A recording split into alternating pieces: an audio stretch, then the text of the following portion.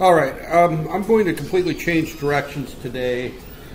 We talked about C, and we're going to try to use C for most of the rest of our programming here. And I'm not going to go into much more rudimentary C. We're just going to, we did one lab on it, and we're just going to kind of pick up the syntax as we need it as we go through that there. However, we will later be talking about pointers. There. This is the big group comes in right at 10:30 up there. Up there. So I start late, but you guys come later. Out there.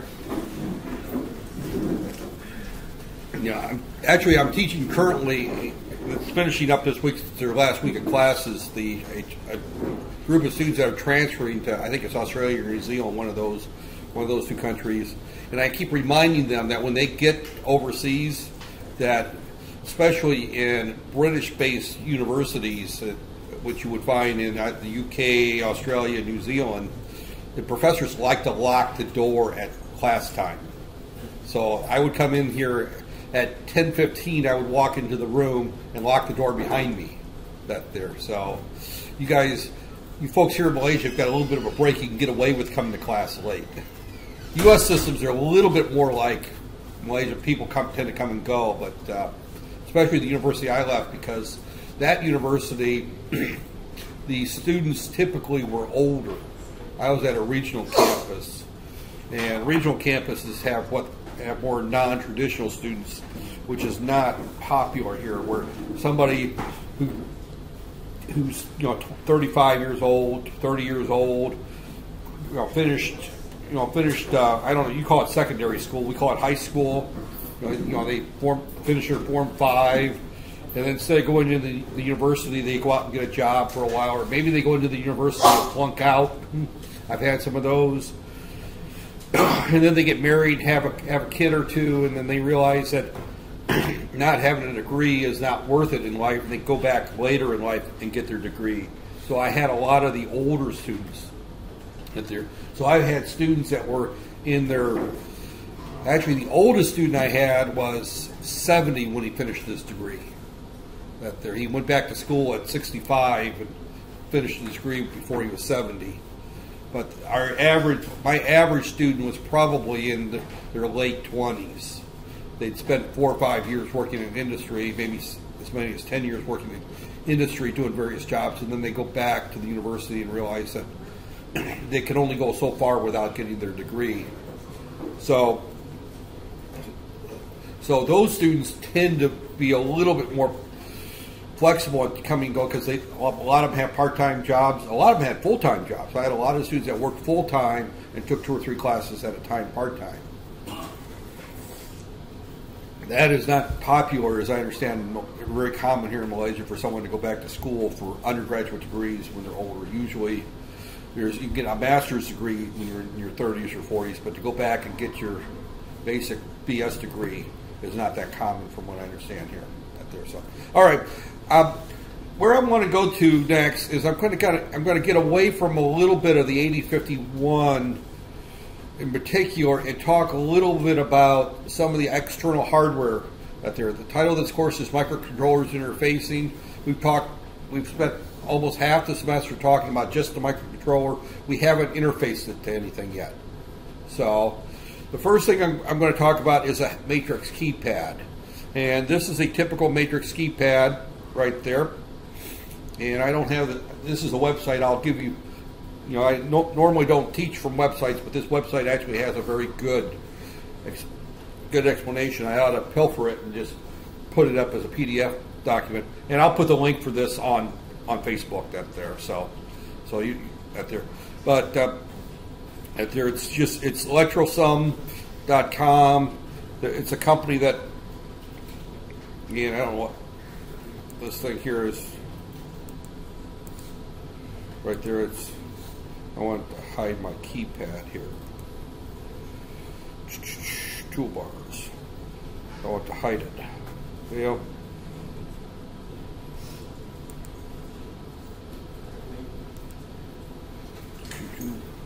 Properties.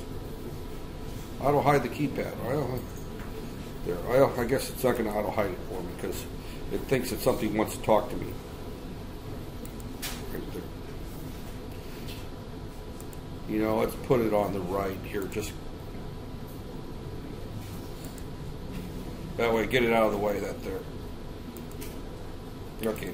All right. That there is. So what we've got here is this is a standard keypad. Now I ordered 20 of these so that we're going to be doing a lab with these within the next few weeks, probably right after we get back from fall break or from the semester break. But the way this is organized, and I'm just going to kind of go through here. This is the same drawing that we had there, but we've got 4 columns and 4 rows. Now the ones that I bought are laid out the same as this right here, and these are, you know, column 1, column 2, column 3, column 4, row 1, row 2, row 3, row 4, like that. And we put a switch on between each one of these right here. So if I push this button, and I'm just going to show them in circles right here. If I push this button, one of these buttons here, I create a short between a column and a row. So for example, if I push this button right here, that means that row 2 is shorted with column 4 right there. So there, if we did not use a matrix, and is this the class that we run out of chairs? That there, so that there. And the reason we do this in a matrix like this is to reduce the number of pins. That there, because the number of pins required is equal to the number of rows times the number of columns, or plus the number of columns, not times. Plus the number of columns. But with the number of push buttons we got, or the number of keys, is equal to the rows times the columns right there. So if I have a 4x4 matrix, which is a very common matrix right there, that will give me 8 rows and columns, which means that I need 8 I/O pins from my microcontroller or microprocessor. I need 8 pins to access it, but I get 16 switches, 16 push buttons right there. So we reduced tremendously the number of keys or number of lines required to our processor. You know, an example for that is if you look at a standard keyboard in front of you, and I'm counting here 1, 2, 3, 4, 5, 6 rows, and it looks like 1, 2, 3, 4, 5, 6, 7, 8, 9, 10, 11, 12, 13, 14. We'll say 14. So we're looking at 6 rows, and I'm going to say 14 columns. Now that's not counting the keypad and, you know, the home keys and all that right there. But if we look at that right there, yeah.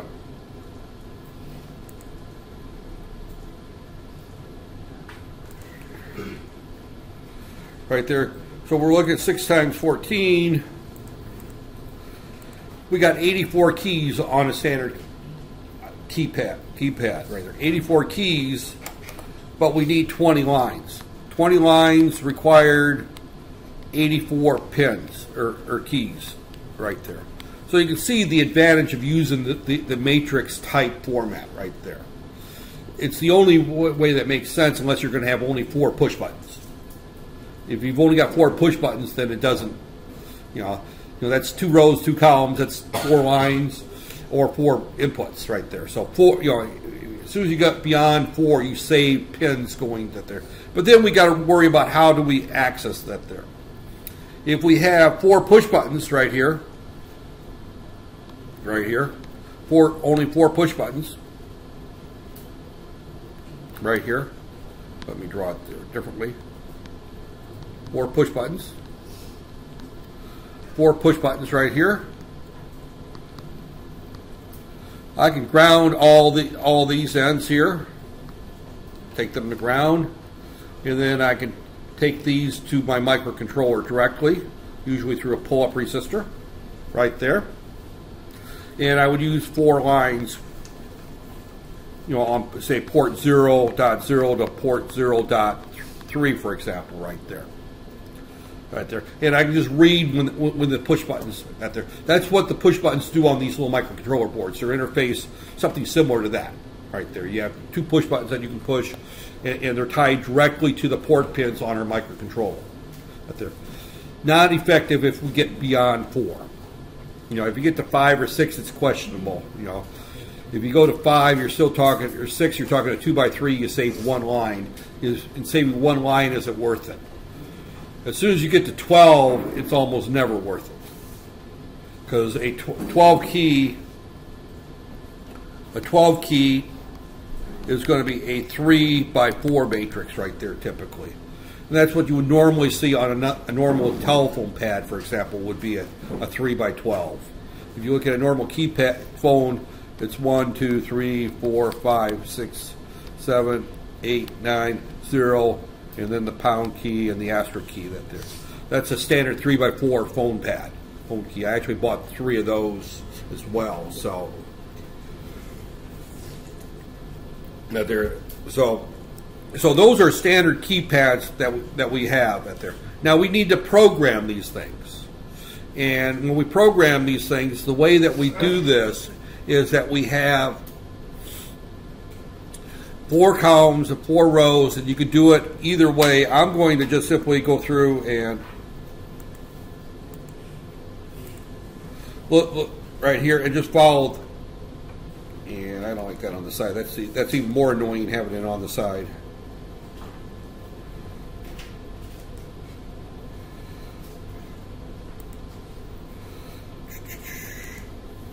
We'll put it back on the bottom and just deal with the fact that steel is part of my bottom out there. So this is the way it's done here, and I can't write on the screen here, but what we're going to basically do here is that explanation is called scanning. We're going to be scanning that. This assumes that all columns are connected to input pins and all rows are connected to output pins. So as we look at this right here, we're going to connect that there. Some people will do it the other way. The rows are connected to the there. You'll often hear the term scan and return lines right there.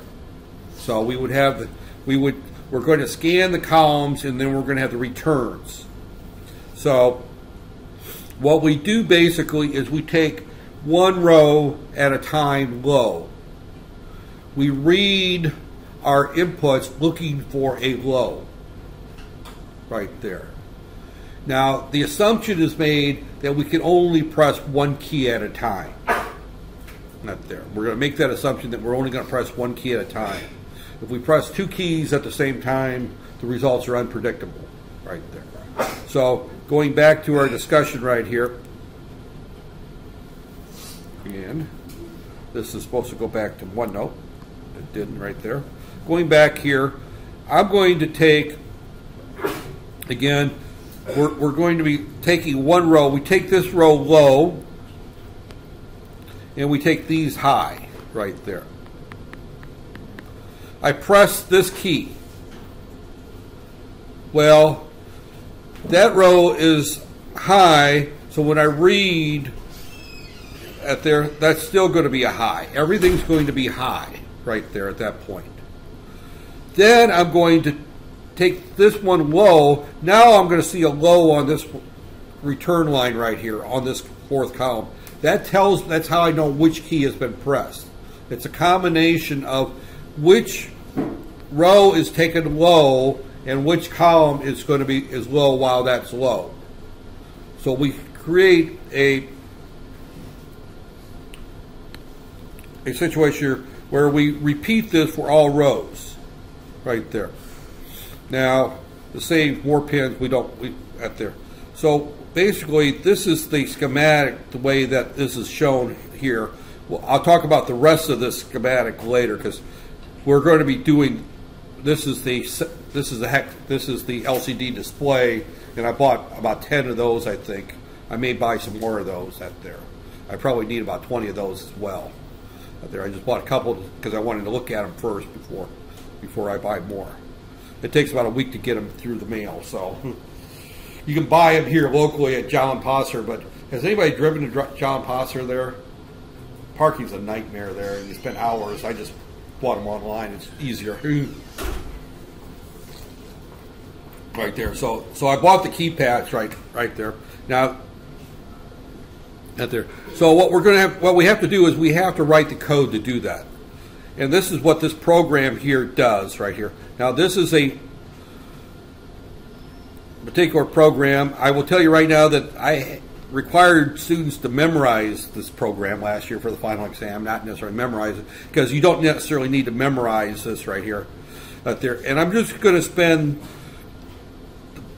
today talking a little bit about how this code works, with the idea that probably right after the break, we'll probably just have another short lab of something next week. We'll see we'll do Monday. I haven't thought about next Monday yet, but we definitely won't do the keypad yet, because one is I won't have them in my hands possibly by next Monday, and two, before I give you the keypad lab to do, I want to do the lab. Out there, I want to make sure. It's just one of my little things that I like to do the lab first before I stick it on you out there, because I've not done the keypad with this particular processor out there. So, and since we don't have an output device, all we're going to do is light an LED when a key is pressed, and then you're going to have to. We're going to put whatever key's been pressed in a variable on the watch table, so that we can see how at there.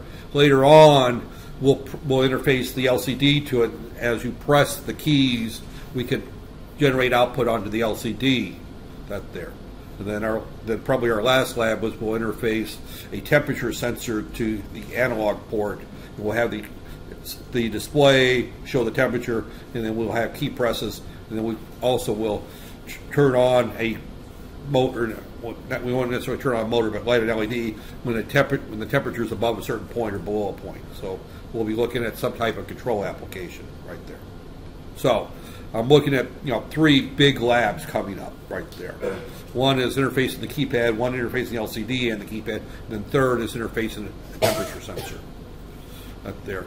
And if I have lots and lots of time, I'll throw in the stepper motor experiment, but I don't think we're going to have time this semester. And that particular non-stepper servo motor, where you would measure the temperature and control the speed of the motor depending on how much difference there is between the temperature and your desired temperature. So we could hook that up to a fan and turn it very quickly if we want to cool it down quickly, or just turn it on a little bit if the temperature is just a little too high. So I'm looking at those are the labs I'm going to be doing for the most part in this class. But going back to this code here, let me just kind of go through this code here. The first part of this code here, actually, right here, this part here, skip that for today's discussion, and copy Facebook. Oh, why are we? Try this again.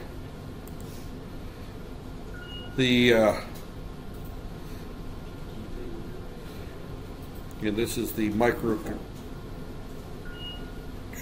digital microprocessor. Where's my microcontroller course? Don't tell me September microprocessors digital. Oh, let me log out and log back in.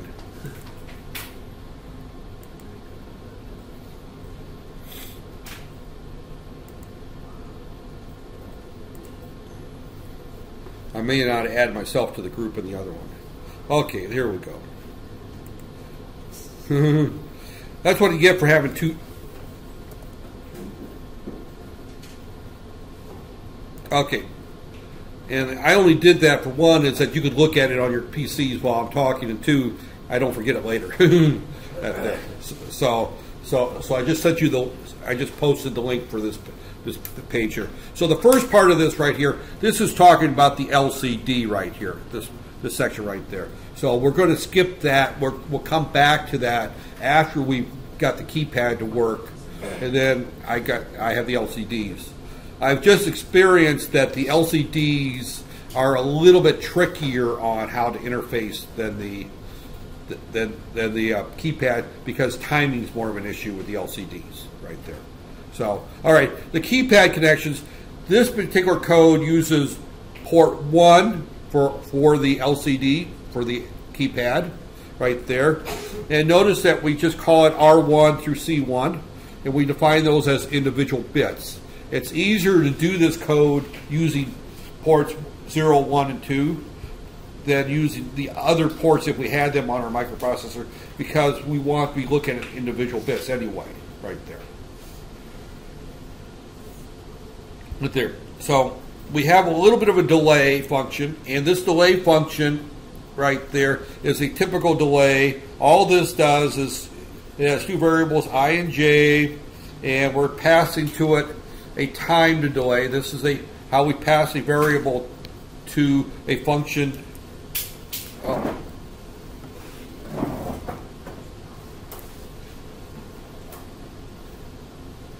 And I apologize to anybody who's listening to this on the video, because you will just heard my headset drop on the floor.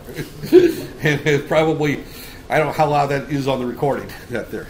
So, but regardless, okay, we didn't talk about how we pass variables in our introduction to C 1 hour discussion that there. But this is here, this is a function that we're calling, it's called delay, and we pass a variable A. And A is basically how long we want to delay. So what we have is two internal variables right here. These are just the counters for our delay loops. But this one here is basically for j is equal to, from 0 to 100, j plus plus, it does absolutely nothing. Now, if you're using a compiler that does optimization, such as the Microsoft C compiler, it very well likely may pull this delay function out on you, because it does nothing. A delay function does what? It wastes time. The purpose of an optimizing compiler is to generate as fast a code as possible.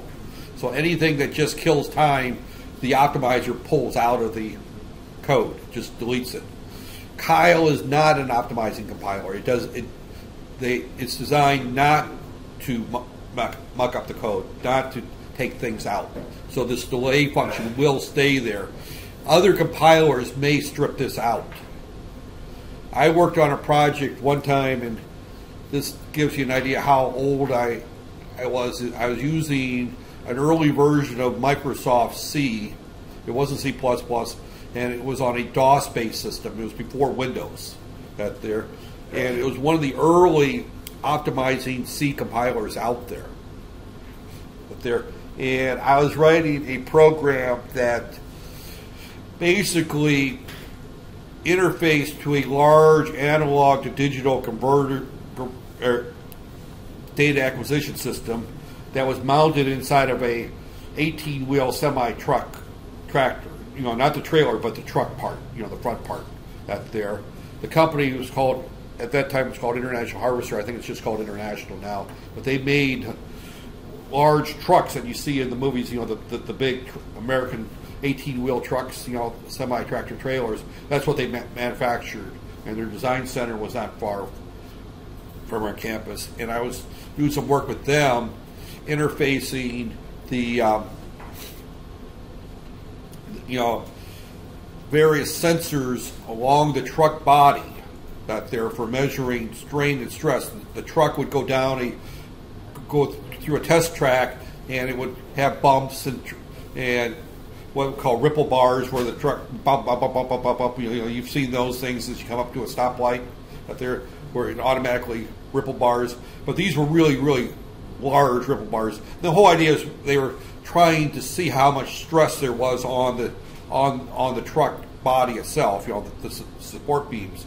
So we had various strain gauges and sensors, you know, attached to the truck, and all these sensors would go into this big box that we had that would just store the data digitally. We'd have an A to D converter. We would just store all this data to take back into the lab and analyze the data later.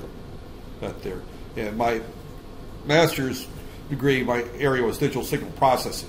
So we would analyze this data and see what the resonant frequency of various mechanical members of the truck was.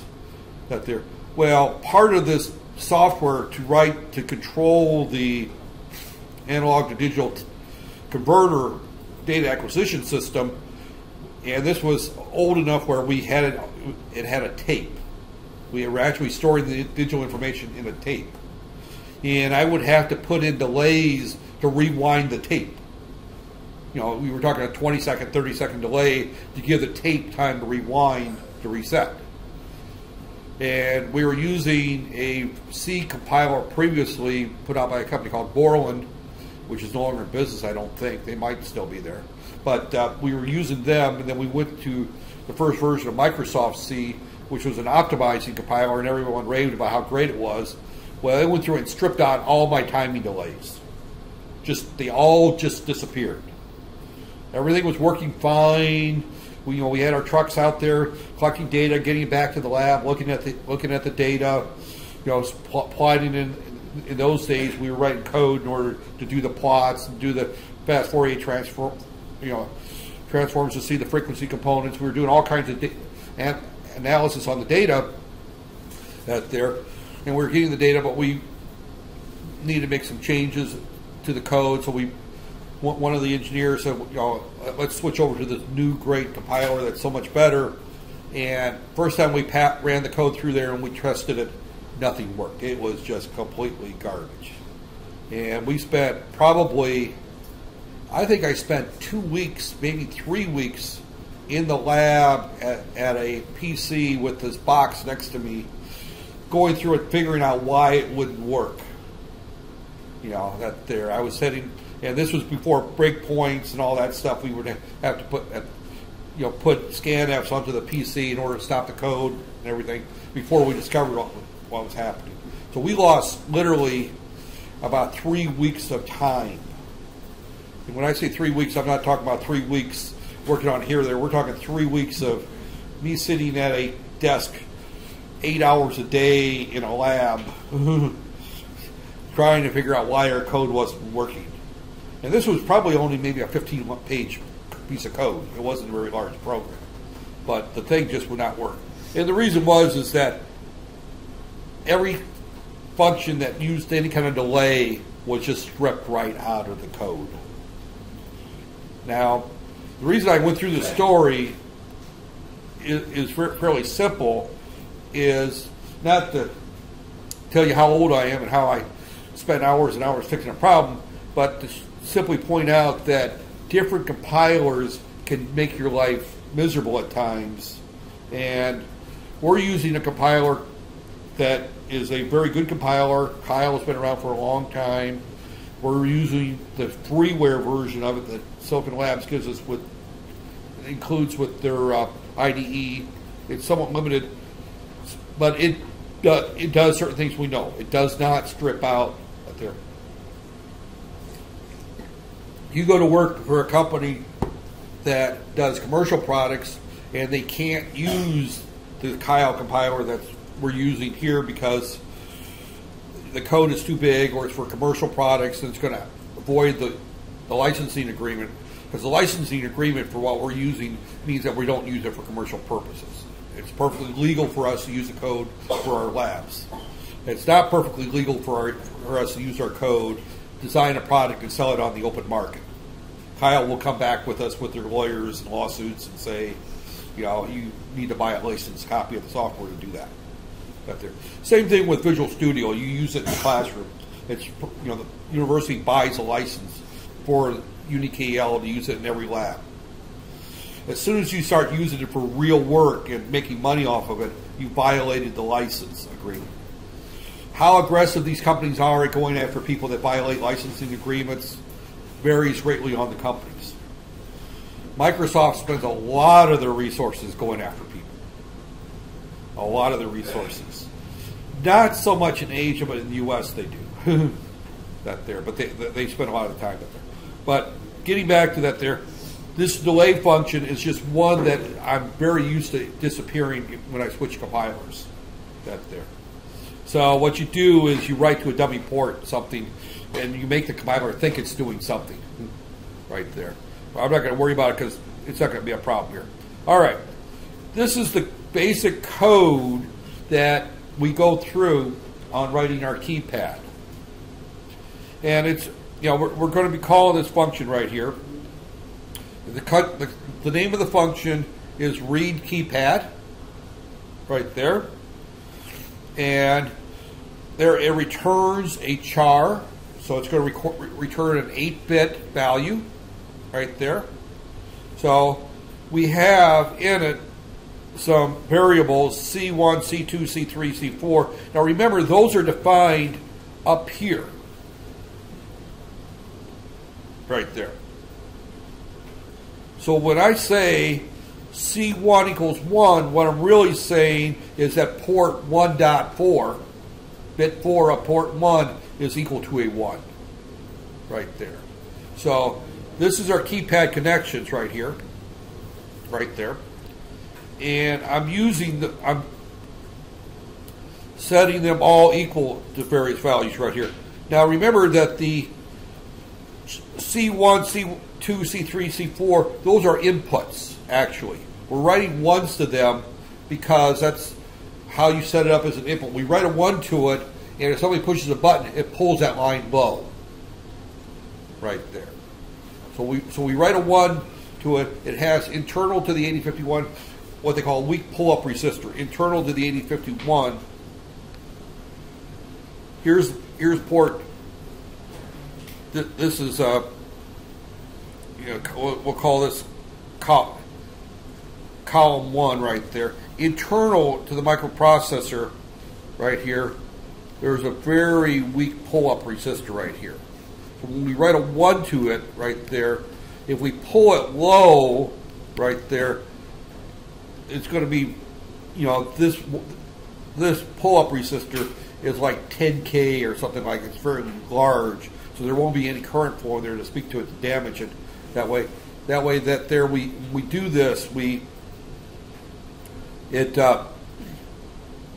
how do I want to say it? It will see it as a low right there. Right there. Now, if you don't enable the weak pull-ups, and that's a function of setting up the ports within the special function registers, you have to enable the pull-ups. That's a function we have to set, and we'll talk about that when we do the lab, how to enable the what that there. You will have to put pull-up resistors on the outside that there. When we do the interface,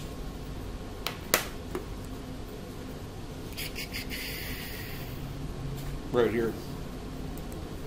When we do the interface drawing here, where's our drawing here? Right here. But there, 10K power up reset there. And internally, are pulled up. You see again, the keypad is connected to port 1 and column are pulled up internally. So he's relying on the internal pull-ups. That's in the text there. So we have to enable that there. That's not shown in the code but we have to, because and the reason it's not shown in the code, to be honest with you, is that varies with 8051 to 8051 from different manufacturers. Different manufacturers have a different way of enabling that there. So it's not shown here, but we have to go through how we would do that for our version of the 8051. Right there, this enables that there. Now again, this talks about using a 12 megahertz crystal and the capacitors. We don't have to worry about that because we have the internal clock. So our particulars, but that causes problems with some of the timing when we do the LCD. Right there. So, all right. And what did it do there?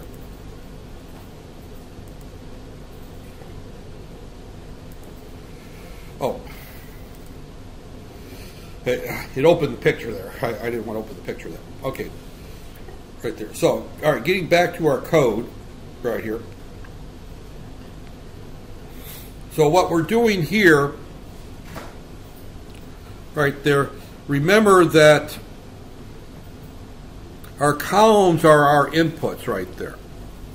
So we're just writing ones to each of those. Our columns are our inputs. Our outputs are our rows. So when we go back to our drawing here, right there, our columns are these are our inputs right here, right there. These are, so we're going to be writing, what did I do that there? Okay. So we're going to be writing to the rows. And I get this thing in kind of a funky mode right here. That's why I don't like to work off of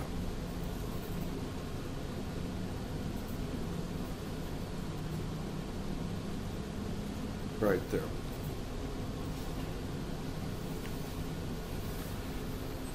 So next what we do is we take R1, the first row low, and we take rows 2, 3, and 4 high. Right there. So, and then what we do is we look at, one at a time, our columns. Right there. If any of the 4 columns is a 0, then we have a couple of delays. Right there, we have a delay. What this delay for is for handling debounce. Now, you may not have talked about debounce in your digital course. I did talk about it right now at there. Well, debounce is that when I push a button, say it's high and then it goes low, it doesn't go low and stay low. It has a period of time that it does this, and then it stays low. This is the bounce cycle right there. And what we want to do is we want to delay and let this bounce finish its thing right there. So in order to do that, we have a delay, and then we have another little while 0 to wait for the person to take their finger off the button. Now, I have found that you sometimes have to put the delay after that too. In other words, you need 2 delays. Because, and the reason you need 2 delays is that the person pushes the button, they hold the button, and then it goes back up again. Right there. And there's debounce here, and there's also debounce here. So I normally put a delay before and after, right there. So I wait for this to stop bouncing around, and then once it goes high again, I wait for it to stop bouncing around again at that point, right there. So, and this also freezes our code until our finger's off the button. So we only return 1 key press. So now this type of keypad doesn't work like your desktop computer keypad, where if you hold the finger down, it goes into an auto repeat mode. This just stops it right there until you take your finger off, right there. So and this returns 7, 8, 9, and the hash mark. And if you look at my keypad, right there, 7, 8, 9, and then the divide symbol there. And this is connected, so it's reading it this way. This is row 0, A, and this is column 1, 2, 3, 4.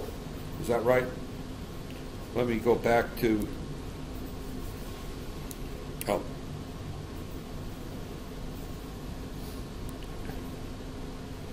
right there.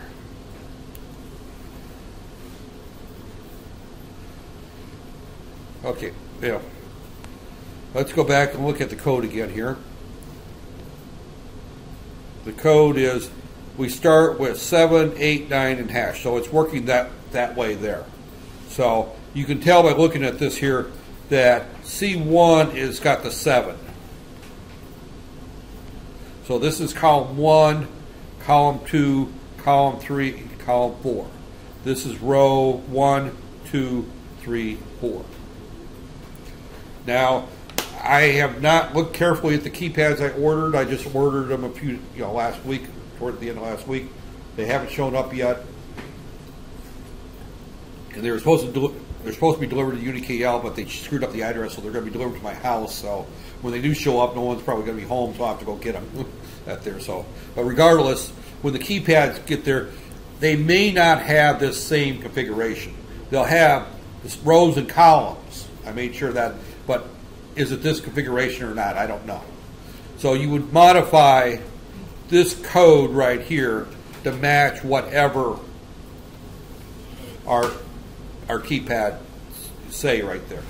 So again, when I said that I made the class memorize this code, you don't memorize this code, you understand how it works right there. Because it's really fairly simple, the code is. It just repeats the same thing 4 times right there.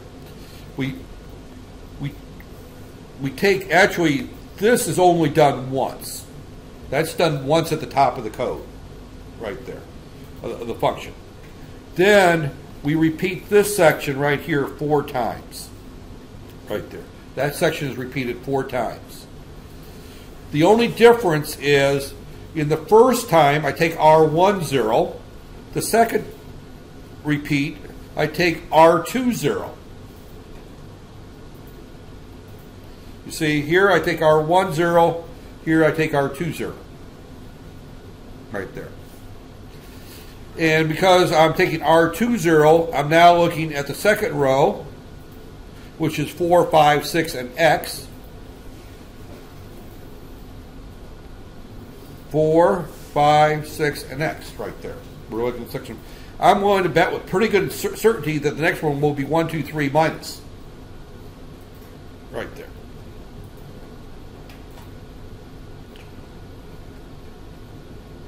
Right there. Now, one thing to note is that this particular function is returning the ASCII code for that right there. You can return a number 1, 2, 3, 4, 5, 6, 8. That there. If you look at where right here where it shows the single quote in the 4 there, that's telling the C compiler that it's going to return the ASCII code for 4. If you take the single quotes off, it'll return the number 4. So it's up to us how we're going to use this function within our code, whether we want the number or whether we want the ASCII code. If we want the ASCII, if we're going to say just send the number out to a LCD, then we may just want the ASCII code. But if we want to convert this number, that they're saying if we want to hit 3 digits, that we have to deal with doing it as a number, and each time we hit another number, we would then multiply the previous information by 10. Right there, and we'll talk about that once we can read the keypad, how we could enter a number into the keypad. A very good,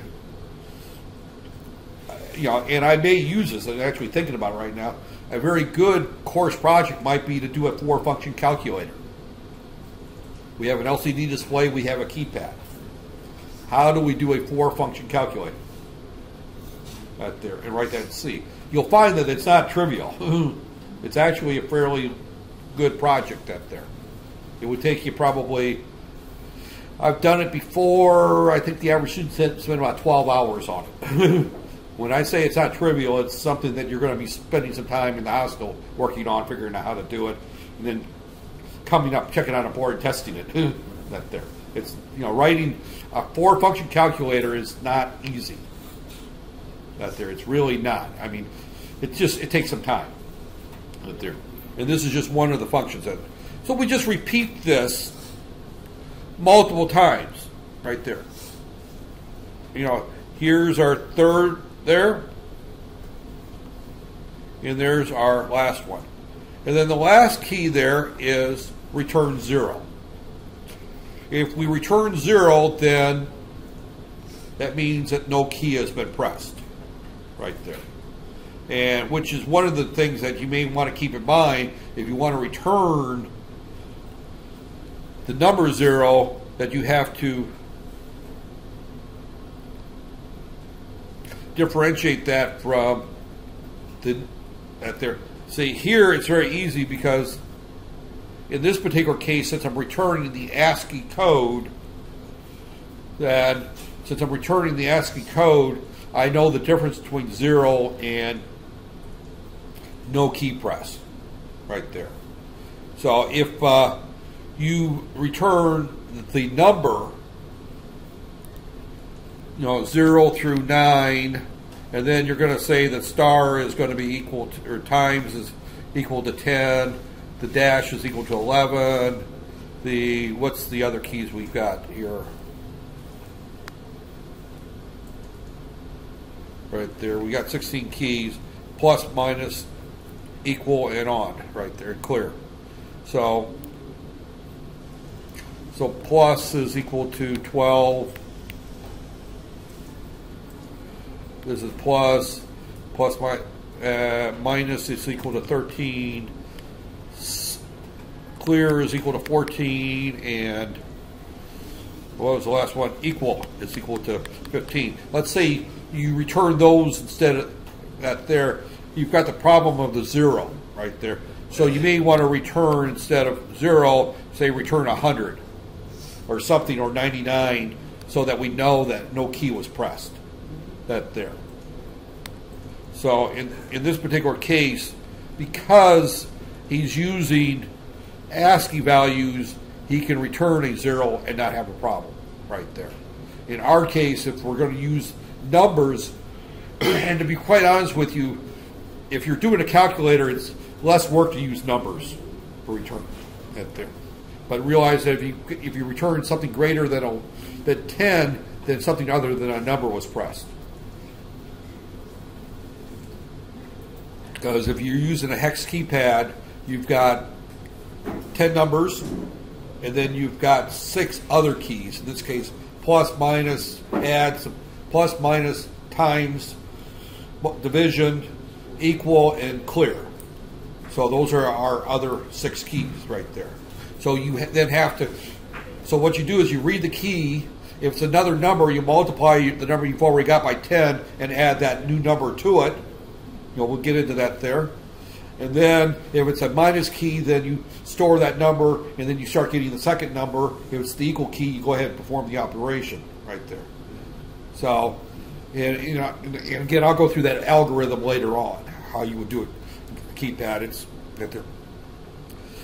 So this basically right here is the code for testing this, and we'll go through this right here. Right here. This particular one here, right here, is this. There calls up to initialize the LCD display. We'll go through, and again, we're going to do this particular lab. There's a reason I posted that there. We're going to do just the keypad first, and then we'll worry about adding the LCD next to it. That there. So we're going to simply set the cursor to 1, 1 on the LCD, write the string to it, set the cursor to 2, 1 times, string times, and then we're going to read the keyboard, and all this is going to do is while P is equal to C, and I'm not sure what P is equal to C, what I didn't look at the code that much there, but that's 2 chars. This is while they're equal to each other, basically we're going to increment all. This is that there. So what we're going to be basically is this sets to the keypad there, but right here, C is read the keypad right there.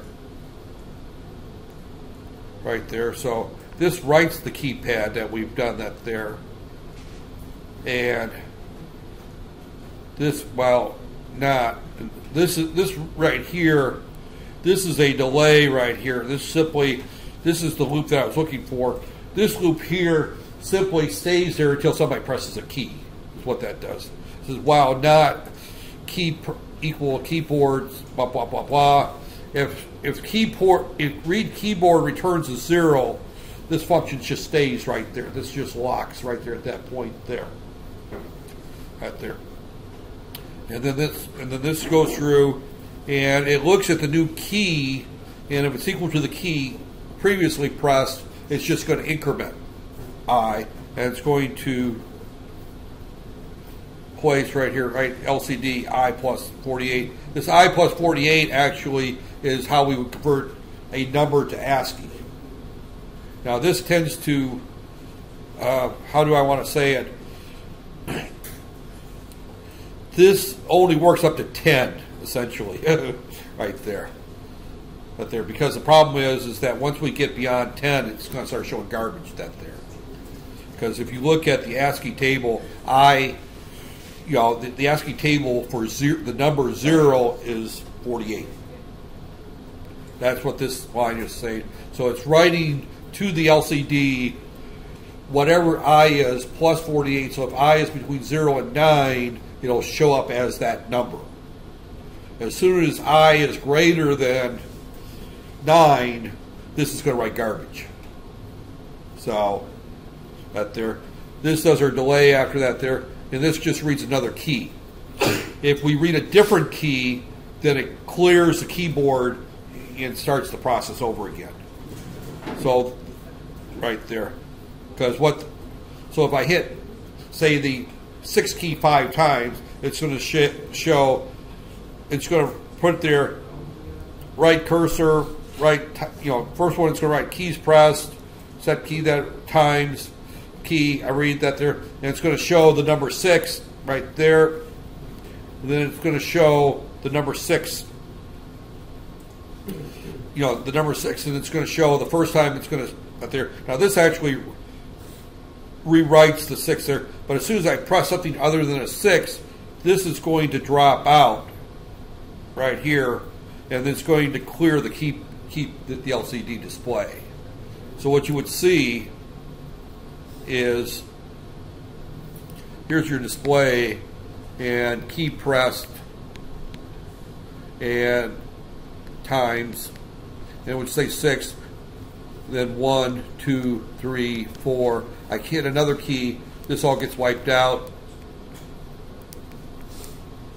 and we'll say 7, 0, or 1, 2, 3. I hit another key, 4, 1, 2, like that. So that's what this function basically does right there. So as you go through and you look at that there. So as you look at, it's a fairly simple code. The only thing I really wanted to talk about today was how we interface the keypad right there. And in an ideal case, I would have 20 keypads in my hand and I would pass them out on Monday, and we would do this first part of the lab. But unfortunately, I don't have the keypads and I haven't tested it yet. But there, and not all of our boards actually have. I have to make sure she's got those. Some of the boards, I should point out, and it may be a while, has to have these little connectors on the bottom to press into our board, and our keypads are going to need to have the wires attached. So our technician's going to need some time probably to get these ready. And she'll need the same thing with the LCDs when they come in. So it's more of a case that because this is a developing course, last time I taught just the 8051, I didn't get into any of the interfacing. Now we're doing a little bit, we're moving to where this course is supposed to be. You had the 8051 in the microprocessor course, so I don't have to teach that. Now we can actually do something with it. There. So that's why the next lab is actually to interface the keypad, then the LCD, then the temperature sensor, and then we'll see what we got time for after that. There. But unfortunately, we can't do the next lab. I would like to be honest with you, cut back on lectures and spend more time on labs. Right there. And when I do that, keep in mind that the final exam is going to have a lot of lab-related type questions. Right there. So just keep that in mind that the way I look at this course, I'm really not going to spend a lot of time on so much theory. Now, we're going to talk about the timers yet. And then we got to talk about the analog to digital converters that there. But again, we're going to be using those for lab type functions that there. So I think I'm going to wrap up a little bit early today. Yeah, and this is earlier than I noticed that since the haze has started, my throat goes drier quicker. My classes have all become about 15 minutes shorter. There, and it's not because there's 15 minutes less material. It's because my voice goes away after about right at an hour. So, in the U.S., most of our courses are taught on 50-minute schedules or 75-minute schedules. So I'm programmed for 50 minutes to 75 minutes. Right there. After 75 minutes, I become worthless. You probably just heard that almost none of my classes go beyond 75 minutes. Right there. If I look at the timer, you'll see 1 hour 15 minutes probably on about 80% of my classes, and then about another 20% tend to be more around the 50 to 55 minute range. So this is on my 55-minute range.